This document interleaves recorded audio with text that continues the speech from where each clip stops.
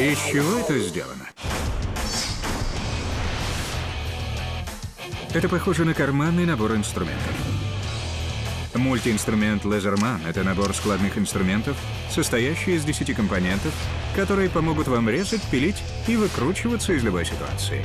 Размером он как мобильный телефон.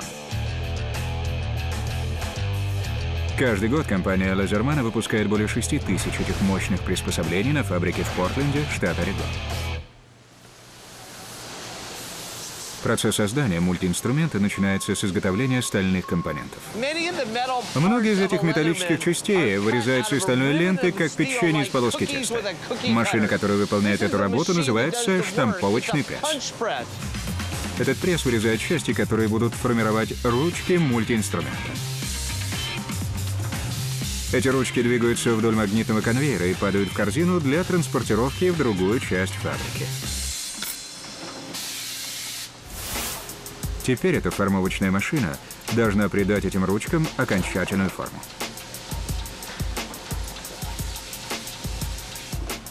Здесь используется давление в 30 тонн для сгибания этих плоских ручек и придания им правильной формы, чтобы она соответствовала человеческой руке и выполняла функцию канала для сбора всех частей мультиинструмента.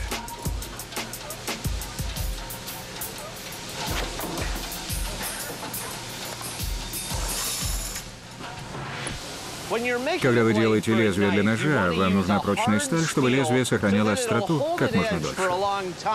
Проблема в том, что эта сталь настолько прочна, что штамповочный пресс с ней не справляется. Вместо пресса здесь используется лазер.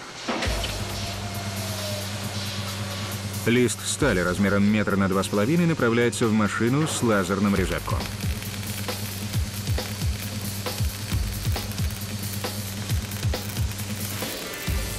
Это лазерный резак. Он буквально выпаривает сталь в одно касание. Лазерный луч при температуре больше 1000 градусов может разрезать 3 листа стали 2-сантиметровой толщины.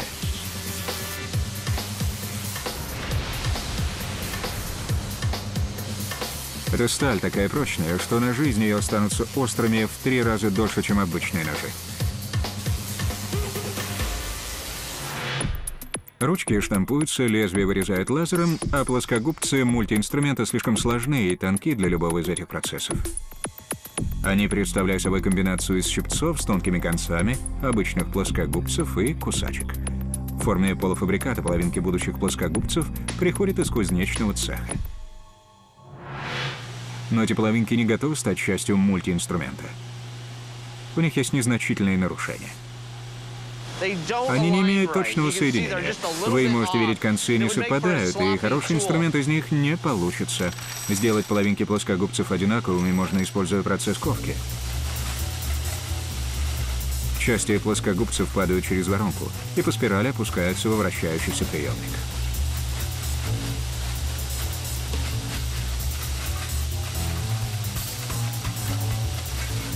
Затем каждая половинка попадает с помощью специального приспособления внутрь машины по автоматической ковке.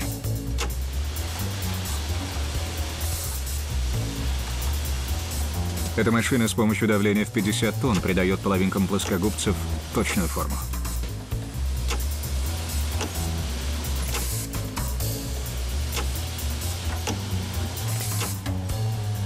Теперь они будут подходить к любой другой половинке. Но прежде чем они займут свои места в мультиинструменте, все составляющие части направляются в цех металлургической службы для горячей обработки. Инструмент может быть хорошо спроектирован, но он может быть сверхфункционален, но без горячей обработки он не будет работать долго. Смотрите, вы можете взять эту деталь и легко согнуть ее, так как она не обработана. Все это происходит потому, что горячая обработка делает металл, который можно штамповать, сгибать и резать, таким твердым, что в свою очередь инструменты из него могут штамповать, сгибать и резать. Но эти инструменты еще не получили закалки. Комбинация азота и водорода внутри туннеля охлаждает металл после интенсивного нагревания, меняет его кристаллическую структуру, делая его чрезвычайно твердым и жестким. Давайте посмотрим, что процесс горячей обработки делает с этим металлом. Вы, возможно, не ожидали этого. Сейчас этот металл необычайно хрупкий, и для того, чтобы сделать его действительно полезным, мы должны перейти к следующей фазе, которая называется закалка. Закалка представляет собой содержание металлических частей при низкой температуре в течение длительного периода времени. В это время хрупкость исчезает, но приобретается необычайная твердость.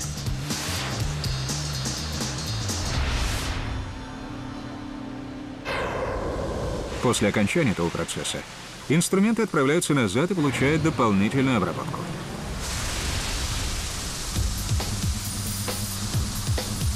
Рабочие опускают части будущих мультиинструментов в баки, наполненные вибрирующими керамическими камнями и полирующим раствором.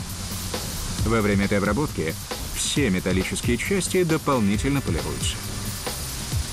Все эти металлические полуфабрикаты легко выгрузить в бак, но для получения их обратно требуется специальное приспособление. Вам интересно, как отделить металлические части от керамических камней? Здесь в дело вступает следующее хитроумное изобретение. Это магнитная конвейерная лента. Она просто вращается над баком, и к ней прилипают все металлические части.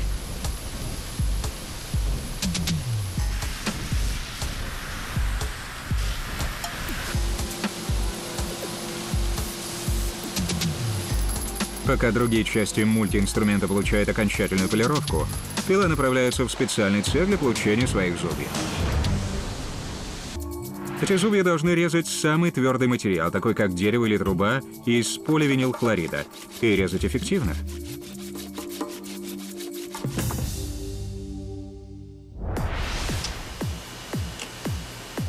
Рабочие вкладывают штампованные и закаленные стальные заготовки для пилы в специально зафиксированные ячейки. Внутри этой машины работает огромное точильное колесо, которое предохраняет от деформации или перегрева специальная охлаждающая эмульсия на масляной основе.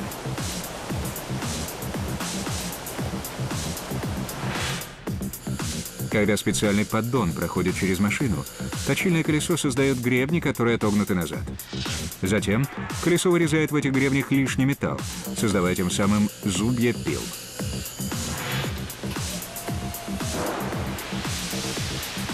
Обычная возвратная пила может сгибаться и ломаться, когда ее зубья застревают во время использования. Но зубья этой пилы отогнуты назад. Она спроектирована так, что, проходя через распиливаемый материал, она никогда не застрянет в нем. Пока пила получает свои зубья, нож мультиинструмента также удостаивается некоторого внимания.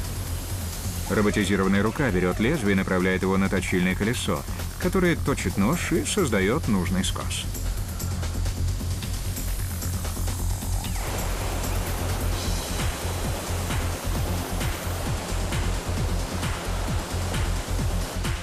Далее ножу необходимо придать нужную остроту. Здесь режущий край ножа приобретает остроту лезвия. В конце концов, еще один робот полирует ножи на фетровой ленте.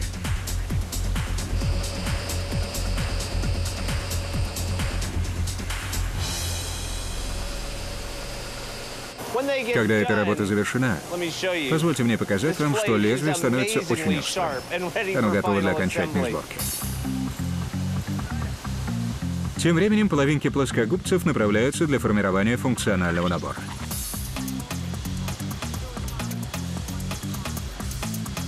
Затем рабочий проверяет плоскогубцы, чтобы убедиться в том, что соединение превосходное. Все плоскогубцы проверяются с помощью листа бумаги. А еще в их основании расположены кусачки, которые могут без усилия сгибать и разрезать гвозди.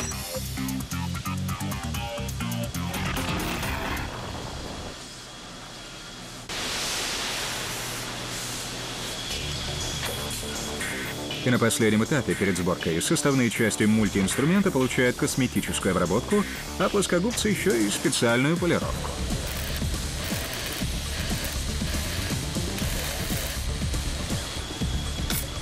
Этот робот полирует плоскогубцы и делает это гораздо точнее любого человека.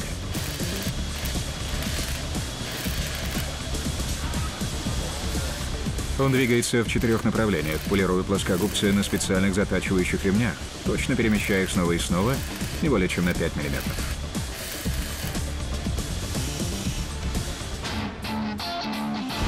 конце концов, настало время узнать, как собираются все 10 компонентов мультиинструмента внутри ручек.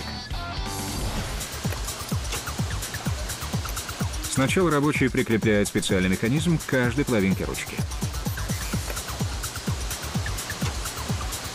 Этот механизм удерживает инструменты в рабочем положении во время использования. Затем рабочий вкладывает компоненты инструментов в каналы двух ручек мультиинструмента. В этот момент он прикрепляет черные фирменные пластины с обеих сторон стальной ручки.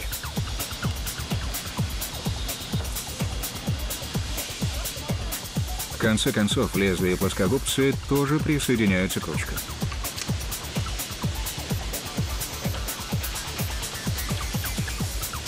Затем вторая половинка прикрепляется к плоскогубцам, и обе части мультиинструмента становятся единым целым.